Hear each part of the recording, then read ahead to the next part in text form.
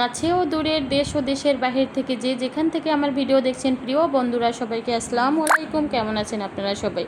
আশা করি আল্লাহর রহমতে সবাই ভালো আছেন। আলহামদুলিল্লাহ আমিও ভালো আছি। আবারও চলে আসলাম নতুন একটি রেসিপি আপনাদের সাথে শেয়ার করার জন্য। আজকের রেসিপি হচ্ছে গরুর মাংস কতটা সহজভাবে লোভনীয়ভাবে রান্না করা যায় সেটাই আজকে আমি আপনাদের সাথে শেয়ার করব প্রিয় বন্ধুরা।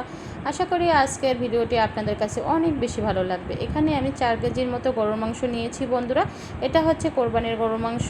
তো কোরবানির গরুর মাংস যেদিন রান্না করেছি খেতে খেতে শেষ হয়ে গেছে, তারপরে আবারও রান্না করেছি, সেটাই আজকে আমি আপনাদের সাথে শেয়ার করলাম। এখানে 4 কেজির মতো গরুর মাংস নিয়েছি, আর এখানে আমি স্বাদ মতো লবণ দিয়ে দিলাম বন্ধুরা। আর 1 কাপ, বড় কাপের 1 কাপ পরিমাণ পেঁয়াজ কুচি দিয়ে দিলাম বন্ধুরা। অবশ্যই কিন্তু কুচানো পেঁয়াজটা একটু বেশিই দিতে হবে। আর আমি 1/2 কাপ পরিমাণের মতো বাটা পেঁয়াজ দিয়েছি, আদা বাটা দিয়েছি, রসুন বাটা, জিরা বাটা 1/2 কাপ করে সব দিয়েছি। এখানে হলুদের গুঁড়া দিয়ে দিলাম পরিমাণ মতো, আর মরিচের গুঁড়া দিয়ে দিলাম পরিমাণ মতো। যে যেরকম ঝাল খান সেরকম দিয়ে দিবেন। তো হাতে মাখিয়ে যদি এভাবে মাংস রান্না করা যায়, সত্যি বন্ধুরা খেতে কিন্তু চমৎকার হয়। আর উপর থেকে আমি সব ধরনের মশলা দিয়ে দিলাম আর তেল দিয়ে দিলাম, দিয়ে সুন্দরভাবে এখন আমি 10 মিনিট ধরে হাতে মাখিয়ে কষলিয়ে সমস্ত মশলা মাংসের মধ্যে একদম প্রবেশ করিয়ে দেব। যতটা সময় লাগে আপনারা 10 থেকে 15 মিনিট সময় নিয়ে মাংসটা সুন্দরভাবে এরকম মাখিয়ে নিতে পারেন। আমি কিন্তু অনেক সময় ধরে এভাবে মাখিয়ে নিয়েছি বন্ধুরা। আর সব সময় মাংসটা কিন্তু অনেক সময় নিয়ে মাখাতে হয় যাতে মশলাটা মাংসের মধ্যে মিশে যায়। তো গ্যাস ধরিয়ে দিলাম, তারপরে আমি চুলাটা অন করে দিলাম। কিন্তু আমার মাংসর তুলনায় কিন্তু আমার পাতিলটা অনেক ছোট হয়ে গেছে, তারপরে আমি পাতিলটা চেঞ্জ করে দিলাম বন্ধুরা। তো চেঞ্জ করে দেওয়ার পরে এখানে আমি ঢাকনা দিয়ে রেখেছিলাম।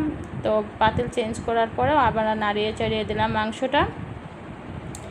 তো প্রিয় বন্ধুরা আমি কিন্তু একবারেই সব মশলা মাখিয়ে কষিয়ে বসিয়ে দিয়েছি। এভাবেই কিন্তু সহজভাবে মাংস রান্না করলে খেতে অনেক বেশি ভালো লাগে।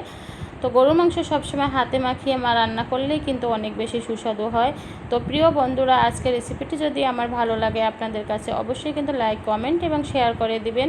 ঢাকনা উঠিয়ে আমি বারবার কিন্তু নাড়িয়ে চাড়িয়ে এভাবে কষিয়ে নিয়েছি। দেখেন মাংসটা কিন্তু একদম কালো হয়ে গেছে কষাতে সুন্দরভাবে আমি কষিয়ে নিয়েছি। আর কিন্তু একদম মশলা ব্যবহার করিনি, যা মশলা দিয়েছিলাম তাতেই কিন্তু সুন্দরভাবে মাংসটা রান্না হচ্ছে। তো এখন আমি কষানোর পরে সেদ্ধ হওয়ার পানিটা দিয়ে দিলাম বন্ধুরা। আমার কিন্তু 50% সেদ্ধ হয়ে গেছে কষাতে।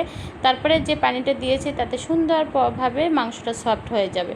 তো আমি পানি দিয়ে এখন ঢাকনা দিয়ে দেব প্রিয় বন্ধুরা। ঢাকনা আবার 5 মিনিট পর উঠিয়ে একটু নাড়িয়ে চাড়িয়ে দিচ্ছি। তো আমার গরু মাংসের কালারটা কিন্তু সুন্দর চলে আসছে, দেখে অনেক ভালো লাগতেছে কালারটা। তো আমি কিন্তু অনেক বেশি ঝাল দিই না মাংসে, যেহেতু গরু মাংসটা আমার মেয়েরা অনেক পছন্দ করে, ওরা ছোট, তো ওরা মাংসটা খেতে পছন্দ করে, তাই কম মরিচ দিয়েই রান্না করি। তো উপর দিয়ে ভাজা জিরের গুঁড়োটা দিয়ে দিলাম প্রিয় বন্ধুরা, দিয়ে সুন্দরভাবে আবারও নাড়িয়ে চাড়িয়ে দিচ্ছি। আমার গ্রেভিটা কিন্তু একদম ঠিক পর্যায়ে চলে আসছে। উঠানোর আগ মুহূর্তের আমার এই মাংসটার কালারটা কেমন হয়েছে দেখেন। এখন রেডি হয়ে গেল, আমি গ্যাসের চুলা বন্ধ করে দিয়েছি। তো প্রিয় বন্ধুরা সবাই আমার পাশে থেকে অবশ্যই আমাকে একটু সাপোর্ট করবেন, লাইক, কমেন্ট, শেয়ার করে দিবেন। যারা ভিডিও জুড়ে আছেন কিন্তু লাইক দিতে ভুলে গেছেন, অবশ্যই এখনই একটা লাইক দিয়ে দিন বন্ধুরা। আমার লাইকের পরিমাণ অনেক বেশি কম ভিডিওতে। তো আমার জন্য দোয়া করবেন, আমি যেন নতুন ভিডিও আপনাদের সাথে শেয়ার করতে পারি। তো দেখেন আমি রান্না করার পরে আমি একটা বাটিতে রেডি করে বাটিতে বেড়ে আপনাদের সাথে শেয়ার করলাম। দেখেন মাংসটা কতটা কালারটা সুন্দর চলে আসছে, আর অনেক সুন্দর সফট হয়েছে মাংসটা, আর অনেক বেশি ভালো লাগলো আজকের মাংসটার রান্নাটা। আজ এ পর্যন্তই, সবাই ভালো থাকবেন, শুভকামনায়, আল্লাহ হাফেজ।